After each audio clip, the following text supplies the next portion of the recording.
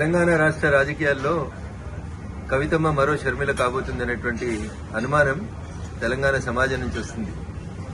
ఎందుకంటే ఈ పంచాయతీ కుటుంబ పంచాయతీ, రాజకీయ వారసత్వ పంచాయతీ, ఆస్తుల పంచాయతీ ఎందుకు ఆల్ ఆఫ్ సడన్ గా కవిత గారు అమెరికాలో ఉన్నప్పుడు మే 2వ తారీఖున రాసినటువంటి లేఖ ఇంతగా ప్రజల్లో చర్చనీయాంశం అవుతుందంటే ప్రజల ఆలోచన లోపల ఒక అర్థం కనబడతా ఉంది స్పష్టంగా.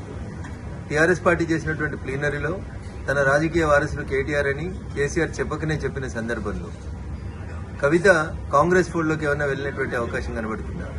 రాష్ట్ర ముఖ్యమంత్రి గారితో లేదా రాష్ట్ర ముఖ్యమంత్రి గారే కావాలని కవితతోటి ఉత్తరాలు రాయించినారు.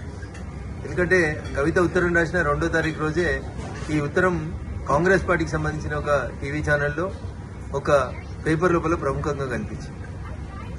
ఈ పరిణామాల తర్వాత కేటీఆర్ గారు హరీష్ రావు గారి ఇంటికి వెళ్లడం, బాబా బామ్మరుదులు ఇద్దరు ఒకటనేటువంటి ఒక మెసేజ్ ని బయటికి పంపడం, తనను ఒంటరి చేస్తున్నారు, బయటికి పంపిస్తున్నారు అనేటువంటి ఆలోచన వచ్చిన తర్వాత కవిత తప్పనిసరి పరిస్థితులలో కాంగ్రెస్ ఫోల్డ్లోకి పోయిందేమో అనేది తెలంగాణ ప్రజల అనుమానం.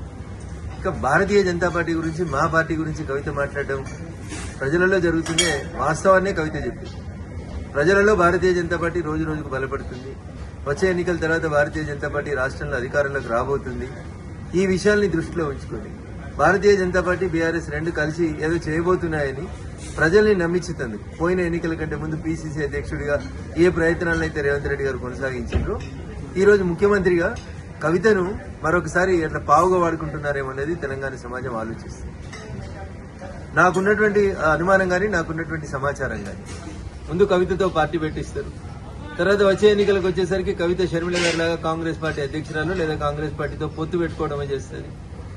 ఇది గతంలో ఈ రాష్ట్ర రాజకీయాల లోపల ఇట్లాంటి ఒక ప్రయోగం చేస్తే బాగుంటుండే అని నేను చెప్పలే. టీఆర్ఎస్ సిద్ధాంతకర్త అని చెప్పుకుంటే ఆయన మొన్న ఒక టీవీ ఛానల్లో చెప్తాడు, 2018 ఎన్నికలప్పుడు కేసీఆర్ హరీష్ రావు తోటి ఒక పార్టీ పెట్టిస్తే మంచిగుంటుండే, ఆ పార్టీని ఎన్నికలు అయిపోయినాక మళ్లీ మెర్జీ చేసుకుంటే బాగుంటుండే అనేది టీఆర్ఎస్ పునాది నేనే అని చెప్పుకునేటువంటి ఒక సిద్ధాంతకర్త మొన్న ఒక టీవీ ఛానల్లో మాట్లాడుతూ చెప్పింది.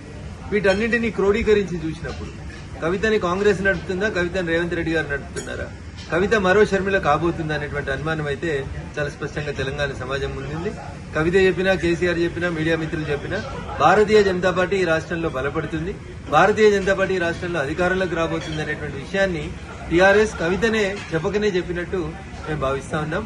భారతీయ జనతా పార్టీ ఎదుగుదలని ఎండార్స్ చేసినందుకు కవిత. హిట్ టీవీ యాప్, ఇందులో short news, live news, entertainment shows, movies, digital magazines తో పాటు మీ జిల్లా వార్తలను కూడా ఫ్రీగా చూడొచ్చు. అంతేకాదు కేజీ నుంచి పీజీ వరకు విద్యార్థులకు స్కాలర్షిప్ కూడా అందిస్తున్నాం. ప్రతి వారం 10 మందికి లక్కీ డ్రా ద్వారా ఒక్కొక్కరికి 10,000 రూపాయలు అందిస్తున్నాం.